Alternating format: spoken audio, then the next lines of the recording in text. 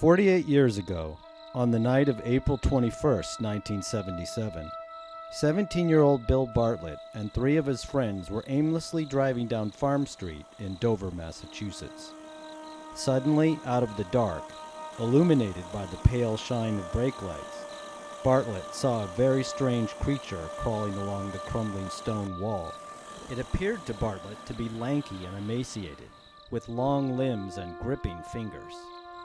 Its skin was the color of tan sandpaper, and it had a bulbous head with skin clinging tightly to its skull. Orange eyes glowed in the glare of the headlights. After the sighting, Bartlett drew a sketch of the creature he reported to have seen. On the right side of the paper, he wrote, "I, Bill Bartlett, swear on a stack of Bibles that I saw this creature." About an hour later, less than a kilometer away, the creature was seen again, this time by John Baxter and Pete Mitchell when walking home on Miller Hill Road. Baxter stated that it was bipedal, and after seeing them, ran into a gully and stood up next to a tree. Baxter also made a sketch of the creature. The next evening, Abby Brabham, age 15, and Will Traintor, age 18, reported seeing the same creature from Traintor's car, which was parked on the side of the road at the time.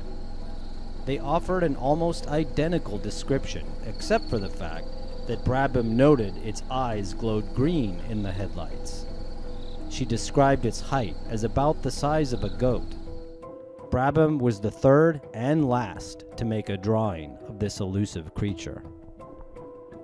The consistency of the three sightings bolsters the authenticity of this case, differentiating it from many other cryptid legends.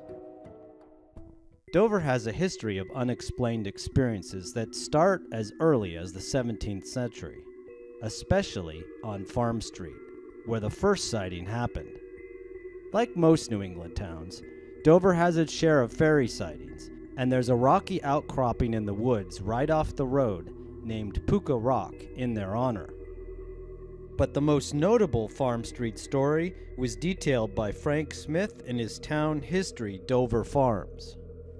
A local farmer by the name of George Battelle claimed to have seen the devil himself riding on horseback down the road. With any cryptid such as the Dover Demon, there will be as many skeptics as there are believers. User/whiskey gambler on Reddit came up with the orangutan theory. It proposes that the Dover Demon was in fact nothing but a malnourished juvenile orangutan with possible mange. This theory is supported by the fact that Stone Zoo in the area had recently begun breeding orangutans. There was also an animal testing facility close by. In that same vein, there is the idea that it was nothing but an opossum which had lost its ears and tail due to frostbite.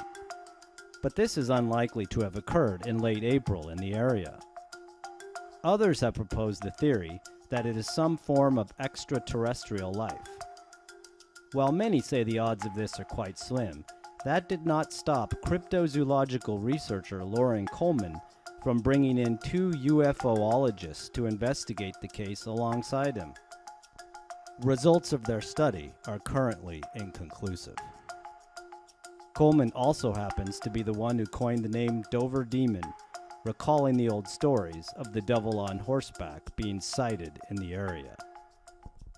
Whatever one may choose to believe occurred in this 25-hour period in late April of 1977, there is no mistaking the peculiarity of this case.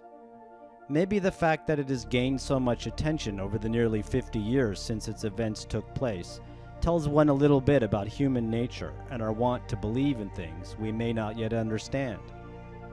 Who knows? Maybe the Dover Demon really is out there somewhere, waiting to be discovered.